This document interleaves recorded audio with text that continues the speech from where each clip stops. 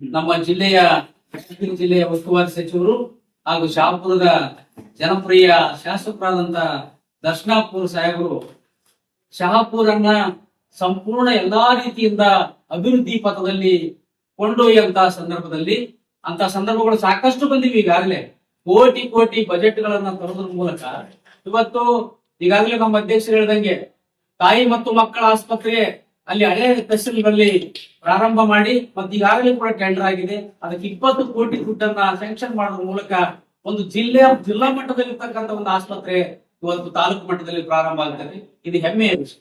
ಅದೇ ರೀತಿಯಾಗಿ ಇವತ್ತು ಪ್ರಜಾಸೌಧ ಅಂತಕ್ಕಂಥದ್ದು ಮಿನಿ ವಿಧಾನಸೌಧ ಇವತ್ತು ಏನು ಹೊಸ ತಹಸೀಲು ಸಣ್ಣದಾಗಿದೆ, ಎಲ್ಲಾ ಕಚೇರಿಗಳನ್ನ ಅಲ್ಲಿ ಕ್ರೋಢೀಕರಿಸಿ ಮತ್ತು ಎಲ್ಲಾ ರೈತರಿಗೆ, ಕಾರ್ಮಿಕರಿಗೆ, ಇವತ್ತು ಮಹಿಳೆಯರಿಗೆ, ಶಹಾಪುರದ ಜನತೆಗೆ ಬಹಳ ಒಂದು ಒಳ್ಳೆಯ ರೀತಿಯಲ್ಲಿ ಒಂದು ಪ್ರಜಾ ವಿಧಾನಸೌಧ ಕಟ್ಟಬೇಕು ಅಂತಕ್ಕಂಥ ಮಾದಾಶೆಯನ್ನು ಇಟ್ಕೊಂಡು 16 ಕೋಟಿ ದುಡ್ಡನ್ನು ಸ್ಯಾಂಕ್ಷನ್ ಮಾಡೋದ್ರ ಮೂಲಕ ಈಗ ಅದನ್ನ ಪ್ರಾರಂಭಗೊಳಿಸುವಂತ ಹಂತದಲ್ಲಿ ಇವತ್ತು ವಿರೋಧ ಪಕ್ಷಗಳಿಗೆ ಗೊತ್ತಿತ್ತು.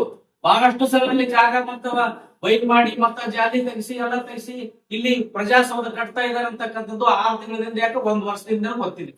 ಆ ಸಂದರ್ಭದಲ್ಲಿ ಇವರೇ ಸತ್ಯಾಗ್ರಹ ಕೊಡಬಹುದಾಗಿತ್ತು. ಯಾರು ಬಿಜೆಪಿ ನಾಯಕರು ಮತ್ತು ಜೆಡಿಎಸ್ ನಾಯಕರು ಇವತ್ತು ಮಾತಾಡ್ತಕ್ಕಂಥವ್ರು. ನೀವು ಅವತ್ತೇ ಧರಣಿ ಸತ್ಯಾಗ್ರಹ ಅಥವಾ ಹೋರಾಟ ಮಾಡಲಿಲ್ಲ.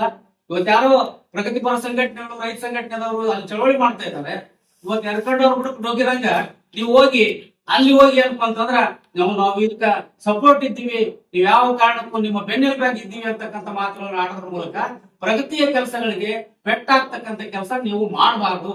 ಇದು ರಾಜಕೀಯ ಮಾಡುವಂಥದ್ದು ಅಲ್ಲ ಅಂತಕ್ಕಂಥ ವಿಚಾರನ ಅವ್ರಿಗೆ ಕಿವಿ ಮಾತನ್ನು ಹೇಳ್ತಾ ಇದ್ದೀವಿ.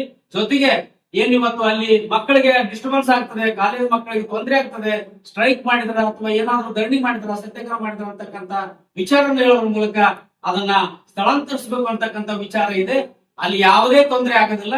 ಸುಮಾರು 88 ಎಕರೆ ಜಮೀನಿನಲ್ಲಿ ಯಾವುದೋ ಒಂದು ಮೂಲೆಯಲ್ಲಿ ಒಂದು ರೋಡ್ ನಲ್ಲಿ ಕಟ್ಟಿ ಅದಕ್ಕೆ ಕಾಂಪೌಂಡ್ ಕಟ್ಟೋದ್ರ ಮೂಲಕ ಮಕ್ಕಳಿಗೆ ಯಾವುದೇ ತೊಂದರೆ ಆಗದ ರೀತಿಯಲ್ಲಿ ನಮ್ಮ ಸಾಹೇಬರ ಕೆಲಸನ ಕೈಗೆತ್ತಿಕೊಂಡಿದ್ದಾರೆ.